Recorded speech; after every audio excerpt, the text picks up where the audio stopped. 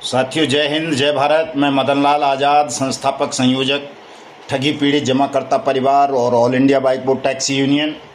आज दिनांक 26 जून 2024 को आपके समक्ष प्रस्तुत हूँ राजधानी दिल्ली से 3 बड़ी खबरें बताने के लिए और संगठन के तमाम साथियों को एक खास संदेश देने के लिए कि उन्हें आखिर कैसे काम करना है ताकि हम जल्दी से जल्दी देश में भुगतान की गारंटी के अधिकार, अनियमित जमा योजनाएं पाबंदी अधिनियम 2019 को सख्ती के साथ क्रियान्वित कराकर देश के 42 करोड़ ठगी पीड़ित जमाकर्ता परिवारों का भुगतान करवा सकें और हिंदुस्तान को ठगमुक्त बेईमान रहित राष्ट्र राज्य के रूप में स्थापित करने के लिए संगठन का विस्तारीकरण कर सकें। तो पूरा वीडियो तमाम साथी ध्यान से सुन लेंगे। जिन साथियों ने हमारे YouTube चैनल को अभी तक सब्सक्राइब नहीं किया है वो इसे सब्सक्राइब जरूर कर लेंगे, लाइक और कमेंट भी कर देंगे। और जो साथी मेरे संदेश को इंस्टाग्राम पर या फेसबुक पर सुनेंगे वो उसे पूरा वीडियो देखने के लिए YouTube पर जा कर के उसे पूरा ज़रूर देख लेंगे साथियों, चूँकि बहुत ज़रूरी वार्ता आप सबके साथ मैं आज करने जा रहा हूं, जिसे आप सबके लिए सुनना अत्यावश्यक है। अगर नहीं सुनेंगे तो आप घाटे में रह जाएंगे और निश्चित रूप से हमारी ये जो भुगतान की लड़ाई है ये और डिले हो जाएगी, देर हो जाएगी। और अब मैं नहीं चाहता कि इसमें कोई देरी हो, इसलिए तमाम साथी पूरी ताकत, पूरे जोश, पूरे साहस और पूरी ईमानदारी के साथ मिशन भुगतान में जुट जाएं साथी। तो पहले खबरें बाद में बताऊंगा, पहले मैं संगठन की चर्चा ही आपके साथ कर लेता हूं कि राजस्थान में हमारे जो प्रदेश अध्यक्ष थे आदरणीय पंडित रतनलाल साखी साहब, उनको बदल दिया गया है और उनके स्थान पर जो हमारे प्रदेश के महासचिव थे पहले आदरणीय MP शर्मा साहब, महावीर प्रसाद शर्मा जी, उन्हें अब राजस्थान का प्रदेश अध्यक्ष नियुक्त कर दिया गया है। और उनके साथ रिटायर्ड प्रिंसिपल राजसमंद से आदरणीय श्रीमाली जी को प्रदेश का महासचिव नियुक्त किया गया है। और बाकी नियुक्तियां संगठन की प्रदेश स्तर की, जिला स्तर की हमारे प्रदेश अध्यक्ष और प्रदेश महासचिव स्वतः करेंगे, स्वयं करेंगे। इसी तर्ज पर चूँकि शर्मा जी का सुझाव है और मुझे भी वो पसंद आया, अभी जब मैं जयपुर में था उनके साथ वार्ता हुई तो उन्होंने कहा कि साहब सभी प्रदेश अध्यक्षों को हमें ये अधिकार दे देना चाहिए कि वो अपने अपने राज्यों में जिला स्तर की जितनी भी नियुक्तियां हैं वो स्वयं कर दें और जिला स्तर के जो हमारे अध्यक्ष हैं वो अपनी अपनी तहसीलों में तहसील स्तर की नियुक्तियां कर दें ताकि संगठन का तेज़ी से विस्तारीकरण हो सके। तो उनका ये सुझाव मुझे भी पसंद आया। और साथियों, आज से और अभी से हम देश भर के अपने तमाम प्रदेश अध्यक्षों को ये अधिकार देते हैं कि वो अपने अपने राज्यों में जिला स्तर पर जल्दी जल्दी नियुक्तियां करें, कार्यकारिणी बनवाएं और जिला स्तर के पदाधिकारी जल्दी से जल्दी तहसील स्तर पर कार्यकारिणी बनाएं और नियुक्तियां करें। और सब अपने अपने अधिकार क्षेत्र में प्रदेश के अध्यक्ष तमाम जिला अध्यक्षों को नियुक्ति पत्र जारी करें, उनको परिचय पत्र भी जारी करें। जिला अध्यक्ष साहिबान तमाम तहसील अध्यक्षों को नियुक्ति पत्र और परिचय पत्र जारी करें। और जिला अध्यक्ष और प्रदेश अध्यक्ष या प्रदेश महासचिव या जिला महासचिव चारों साथी मिलकर के अपने अपने राज्य के जितने भी हमारे वॉलंटियर्स हैं या एक्टिव मेंबर्स हैं सबको नियुक्ति पत्र और परिचय पत्र भी वो स्वयं जारी कर दें और उनका एक रजिस्टर मेंटेन कर लें ताकि कोई हौच पौच और फेर फार ना हो इसमें। ये सभी प्रदेश अध्यक्षों के लिए है, चाहे वो हमारे महाराष्ट्र के प्रदेश अध्यक्ष हों, कर्नाटक के हों, गुजरात के हों, तमिलनाडु के हों, केरल के हों, आंध्रा के हों या तेलंगाना के हों या फिर जो है उत्तर प्रदेश, बिहार, झारखंड, उड़ीसा, मध्य प्रदेश, छत्तीसगढ़, पंजाब, हिमाचल, दिल्ली, हरियाणा और उत्तराखंड समेत जहाँ जहाँ भी हमारे प्रदेश अध्यक्ष हैं वो सभी प्रदेश अध्यक्ष और जिला अध्यक्ष इस परिपाटी का अनुसरण करेंगे साथियों। और जो हमारे प्रदेश अध्यक्ष राजस्थान थे आदरणीय रतनलाल साँकी साहब, उनको राजस्थान की कार्यकारिणी का संरक्षक नियुक्त कर दिया गया है। और तमाम जितने भी हमारे प्रदेश अध्यक्ष हैं वो सब अपने अपने स्टेट के राष्ट्रीय महामंत्री को और राष्ट्रीय अध्यक्ष आदरणीय सुखदेव सिंह शास्त्री जी को रिपोर्ट करेंगे तमाम नियुक्तियों की, तमाम अपने निर्णयों की और कार्यक्रमों की, ताकि इस कार्यक्रम को बहुत तेज़ी के साथ आगे बढ़ाया जा सके साथियों। इसी तरह फतेहपुर में हमारे पास जो जिला अध्यक्ष थे वो काफ़ी वयोवृद्ध हैं, तबीयत उनकी ख़राब रहने लगी है आदरणीय माता दीनपाल साहब की, उनको जिले का संरक्षक और उनके स्थान पर अपने युवा साथी अमृतलाल जी को जिला अध्यक्ष फतेहपुर नियुक्त कर दिया गया है साथियों। मैं तमाम साथियों को बहुत बहुत बधाई और शुभकामनाएं प्रेषित करता हूं और उम्मीद करता हूं कि तमाम साथी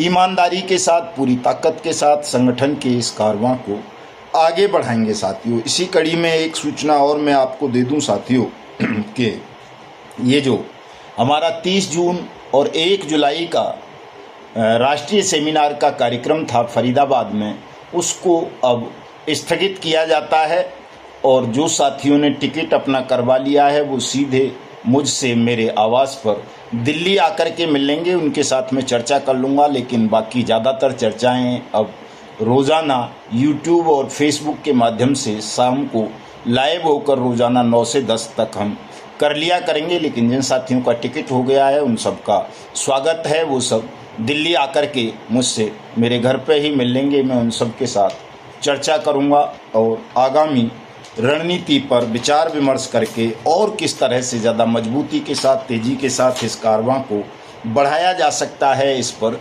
चर्चा कर लेंगे। चूँकि साथियों इस कार्यक्रम को स्थगित इसलिए कर रहे हैं कि बहुत कम साथी आ पा रहे हैं और अभी गर्मी की वजह से भी कुछ समस्याएं आ रही हैं। मैं खुद 2 दिन के कार्यक्रम में ही बुरी तरह से पजल हो गया हूं। गर्मी में जयपुर गया बस से, वहां से फतेहपुर गया, फतेहपुर से फिर वापस इसलिए आ गया कि मुझे भी गर्मी में अंदर से गर्मी के कारण इतना लग नहीं रहा कि मैं इतनी भाग दौड़ कर पाऊंगा। अगर ज़्यादा किया तो पता चला कि 31 जुलाई से पहले ही तबीयत ख़राब हो गई, लुढ़क गई और बाकी कार्यक्रम भी स्थगित करने पड़े।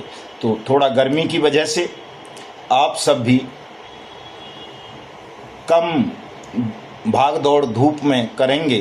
कल जो वहाँ की चिलचिलाती धूप थी उसमें जब हम जुलूस निकाल रहे थे फतेहपुर में, तो साथियों हालांकि जोश बहुत था साथियों में, लेकिन जोश के साथ हमको सबको अपने स्वास्थ्य का भी ध्यान रखना है, जीवन का भी बचाव करना है। चूँकि लड़ेंगे तो तब जब जीवित रहेंगे, इसलिए लड़ने के लिए जीवित रहना ज़रूरी है और जीतने के लिए लड़ना ज़रूरी है।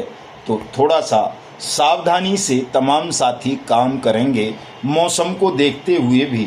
और साथियों जो 2 जुलाई का हमारा राष्ट्रव्यापी कार्यक्रम है धरना प्रदर्शन और पत्रकार सम्मेलन का, प्रेस वार्ता का, उसको तमाम साथी कर लेंगे।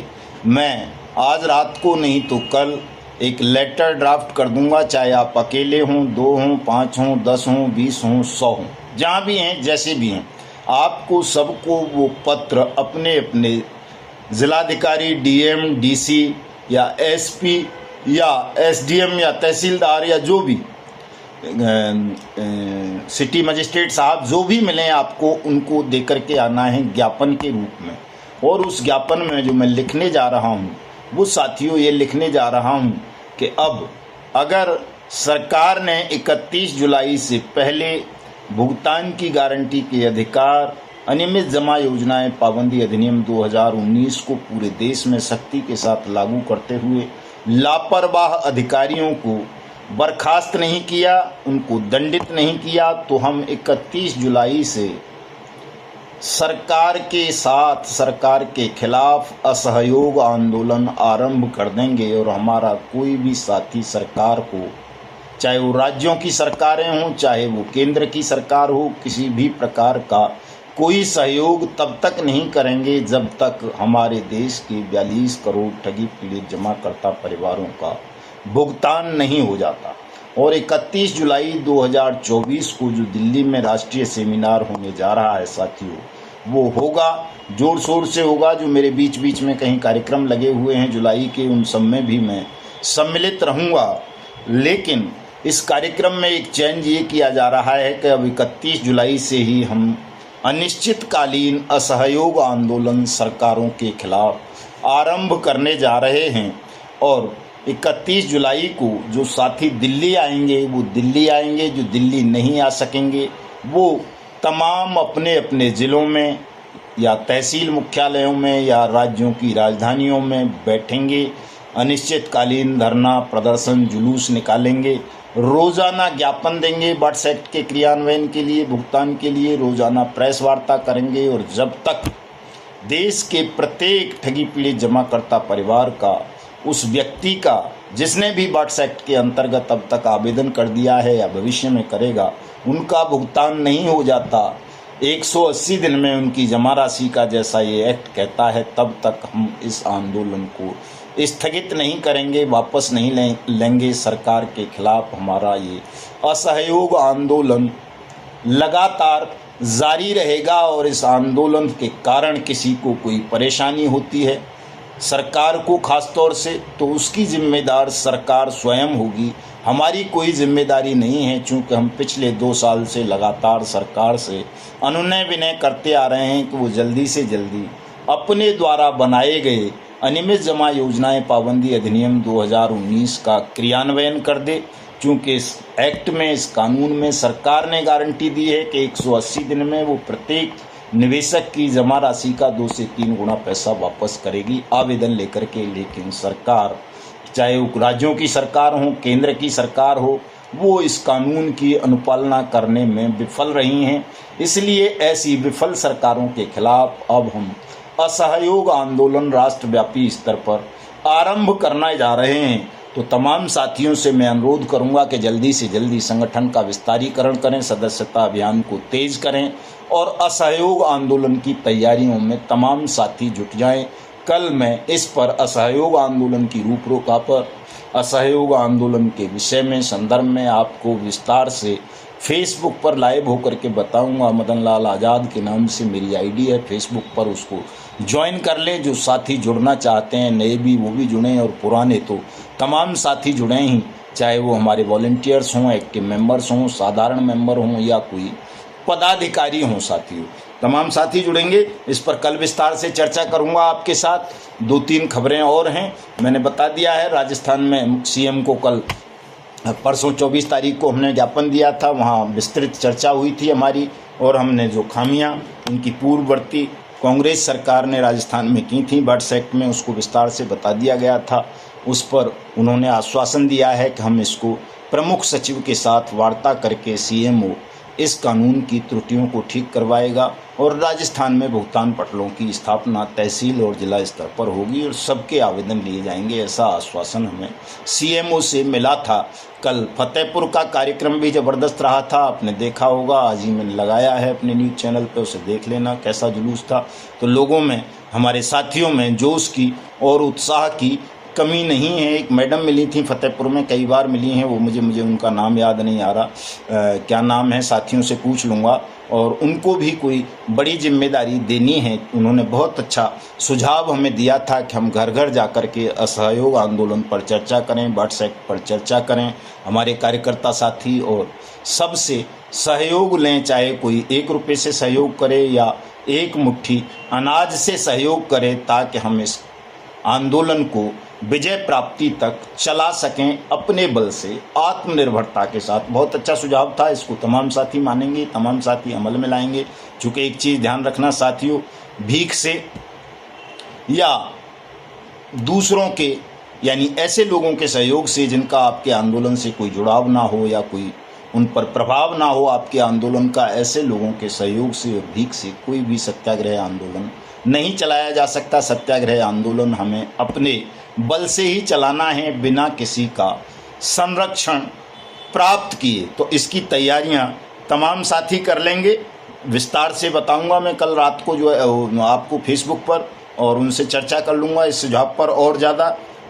तो खबरें हैं 3 साथियों, बड़ी महत्वपूर्ण खबर है। एक तो वो JKB multi state credit cooperative society का जो डायरेक्टर था उसको उत्तराखंड पुलिस ने अरेस्ट कर लिया है, और जो हाई रिच कंपनी थी केरल की, उस पर भी एक खबर है कि केरल हाई कोर्ट ने उसकी प्रॉपर्टीज़ को कुर्क करने पर, नीलाम करने पर रोक लगा दी गई थी, जिसे केरल की सरकार ने बाट्स एक्ट 2019 की धारा 14 के अंतर्गत हाई कोर्ट के आदेश को मानने से इनकार कर दिया है, और तमाम बाट्स एक्ट अथॉरिटीज़ को ये निर्देशित कर दिया है कि वो बिना किसी की परवाह किए एक्ट के अकॉर्डिंग ये जो कंपनी है हाई रिच, इसकी तमाम प्रॉपर्टीज़ को जब्त करें, कुर्क करें, नीलाम करें और लोगों का पैसा वापस करें। ये बड़ी खबर है हमारे लिए। इसी तरह से कोटा में कोई फर्जी कंपनी चला रहे थे कोई 2 लोग डायरेक्टर राजस्थान के कोटा में, उनको भी गिरफ्तार कर लिया गया है साथियों। वो मल्टी लेवल मार्केटिंग कंपनी ही चला रहे थे। ये भी बड़ी महत्वपूर्ण खबर है। तो तमाम साथी ऐसी चीज़ों से सावधान रहें, चूँकि साथियों आप पहले बहुत डूब चुके हैं, बर्बाद हो चुके हैं इस पोंजी स्कीम्स के चक्कर में, मल्टी लेवल मार्केटिंग कंपनीज़ के झांसे में आकर, चाहे वो कोई प्रोडक्ट बेस्ड हों, बिटकॉइन बेस्ड हों, क्रिप्टो करेंसी बेस्ड हों, या रोज़गार बेस्ड हों, या इंश्योरेंस बेस्ड हों, या हाउसिंग बेस्ड हों, जैसी भी कंपनी हों, इनसे बच के रहें, दूरी बना के रहें, चूँकि ये सब ठगी का धंधा है और हमें हिंदुस्तान को ठगमुक्त बेईमान रहित राष्ट्र राज्य के रूप में स्थापित करते हुए आप सबका भुगतान कराना है, आप सबको सम्मान दिलाना है, आप सबको रोज़गार भी दिलाना है, पुनर्वास भी करवाना है। ये लड़ाई कोई छोटी नहीं है, बड़ी लड़ाई है, और अब इस लड़ाई में सब साथी तन से, मन से, धन से सहयोग करें। हम बहुत जल्दी इस लड़ाई को जीतेंगे और आप सबको वो मिलेगा जिसकी आशा आप सदियों से लगा रखे हैं। जय हिंद, जय भारत साथी।